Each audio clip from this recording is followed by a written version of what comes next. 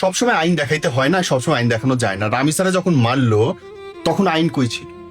এইটুকু একটা বাচ্চা যার শারীরিক জোর করে মেলামেশাটাই এখনো মাথায় আসে নাই, শরীর কি সেইটা সে বোঝে নাই। 8 বছরের একটা শিশু সন্তান, লাভের ডগার মতো যার হাত পা এখনো, মস্তিষ্কটা এখনো গড়েই ওঠে নাই, সেই শিশুর সঙ্গে যখন এইরকম একটা কাজ হইলো, কেটে দ্বিখণ্ডিত করলো, তখন আইন কই ছিল? সবসময় আইন দেখাইতে হয় না। আমি দাবি করি একজন কন্যা সন্তানের পিতা হিসেবে আমি আর যে নীরব দাবি করি, এই লোকের প্রকাশ্য শাস্তি হইতে হবে, প্রকাশ্য বিচার হইতে হবে, এবং সেটা 7 দিনের মধ্যে। যেহেতু লোকটা ধরা পড়ছে, সব হাতের কাছে প্রমাণ, এখন আইনের অনেক দোহাই দেখানো যাবে না। কিছু সময় শক্ত হাতে বিচার দেখানো জরুরি, পরবর্তী অপরাধ ঠেকানোর জন্য জরুরি। এবং সবাই সবকিছু হইলে বলে শাহবাগ চলো, শাহবাগ চলো। আমি দাবি জানাইতেছি এই লোকটার বিচার অনলাইনে সবাইকে দেখাইতে হবে, এবং তার বিচার হইতে হবে, তার শাস্তি হইতে হবে শাহবাগের মোড়ে, এবং সেটা প্রকাশ্য। প্রতিটি হাতের আঙুল 1 ঘন্টা পর পর কাটে বাদ দিতে হবে, এবং ডাক্তারকে বলতে হবে যেন সে যেন মইরা না জানায়, সে যেন বাইচা থাকে, তার প্রতিটা রক্তের ফোঁটা যেন অনুভব করতে পারে কষ্ট কাকে বলে। আজকে আমার সন্তানরা ঘরের মধ্যে সারাদিন বন্দি থাকবে, আমি তাকে বাইরে রাখতে পারবো না, সে সিঁড়ি দিয়ে নামতে পারবে না, লিফট দিয়ে নামতে পারবে না, পাশের বাসায় যাইতে পারবে, তো প্রতিবন্ধী হবে। প্রত্যেকটা বাচ্চা প্রতিবন্ধিত্বের শিকার হবে আমাদের ভয়ের জন্য, কারণ আমরা ভয় পাবো তাদেরকে ছাড়তে। আমি যখন লামিসার দাবি চাইতেছি, ঠিক সেই মুহূর্তে আরেকটা নিউজ আমার চোখে পড়লো, এবং সেটা হচ্ছে বনশ্রী সি ব্লকের, আর প্রতিষ্ঠানটার নাম হচ্ছে আল কুরআন ইন্টারন্যাশনাল হিফজ মাদ্রাসা।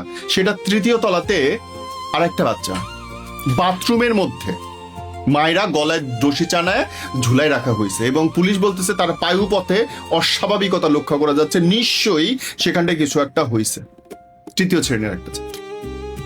প্রতিষ্ঠানের নাম কি? মানে লজ্জা কই রাখবো আপনি আমারে বলেন? আপনারা আইনের কথা যদি বলেন যে প্রথাগত বিচারের সঠিকভাবে যাইতে হবে, সুপ্রিম কোর্ট, হাইকোর্ট, জজ কোর্টে করতে করতে আমরা নতুন আরো অনেক কেস দেখবো। এর মধ্যে আমরা প্রত্যেকে আমাদের সন্তানের জন্য একটা অশনি সংকেত সৃষ্টি করে রাখবো, তুই বাইরে যেতে পারবি না, তুই খেলতে পারবি না, কারোর সাথে মিশতে পারবি না। 2 বছর পরে এই বাচ্চাগুলোর কি হবে একবার ভাইবে দেখছেন? এমনিতেই বাংলাদেশে গড়পড়তা 10% উপরের মানুষ প্রতিবন্ধিত্বের শিকার, তারপরে এই সংখ্যাটা কোথায় গিয়ে দাঁড়াবে? নেক্সট প্রজন্ম কি হবে আপনি যদি আইনের দোহাই দেন? যদি বুকে কলজা থাকে, যদি আপনি মনে করেন যে আপনি একজন সৎ মানুষ, আমি রাষ্ট্রপ্রধানদের কাছে আকুতি জানাতে চাই, একদম হাত জড়ো করে আকুতি জানাতে চাই, কিছু সময় বিচার করতেছেন এইটা দেখানো উচিত, এবং সেটা দেখান। যে কোনো কিছু হইলে আপনারা শাহবাগ মোড় দখল করে বসে থাকেন, শাহবাগ মোড়ের বিচার করেন তো সবগুলো গণমাধ্যম সেটাকে লাইভ প্রচার করবে। যার মনে এখনো শয়তানি আছে, যারা এখনো এরকম খারাপ কাজ করে বেড়াইতেছে শিশুদের সঙ্গে, তাদের মনে ভয় ঢুকবে, এবং সেইটা আপনার দায়িত্ব রাষ্ট্রপ্রধান হিসেবে। যারা দেখছেন, মন্ত্রী, এমপি, আইন শৃঙ্খলা রক্ষাকারী বাহিনী, প্রত্যেকে একজন বাপ হিসেবে আমি অনুরোধ করতেছি, আমার সন্তানকে বাঁচান। আমাদের এত ক্ষমতা নাই, আইন আমরা হাতে তুলে নিতে চাই না, আমরা চাই আইনি ভাবে আপনারা সেটা করবেন, তবে দৃষ্টান্তমূলক শাস্তি চাই আমি আমার সন্তানের জন্য, আপনার সন্তানের জন্য। প্রতিবাদ করেন, অন্যায়ের বিচার চান, বিচার দিতে হবে। ওর বাপ, লামিসার বাপ কতখানি দুঃখ নিয়ে কইলে যে আমি বিচার লাগবে না, আপনাদের ক্ষমতা নাই, 7 দিন পরে 15 দিন পরে আরেকটা কেস আসবে, আপনারা ভুলে যাবেন। এর চেয়ে লজ্জার কি হইতে পারে একটা রাষ্ট্রের কাছে বলেন তো? কি হইতে পারে? আমরা জানি এটা স্বাভাবিক, আমরা কিন্তু জানি এটা স্বাভাবিক।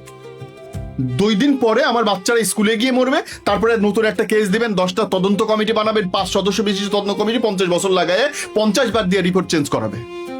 বিচার আর হবে না, আর বিচার না হলে অপরাধ বাড়তে থাকবে। আজকে আমার সন্তান, কালকে আপনার সন্তান হবে, যদি আজকে আপনি এই প্রতিবাদটা না করেন। আমি বিচার চাই, প্রকাশ্য শাস্তি চাই আমি।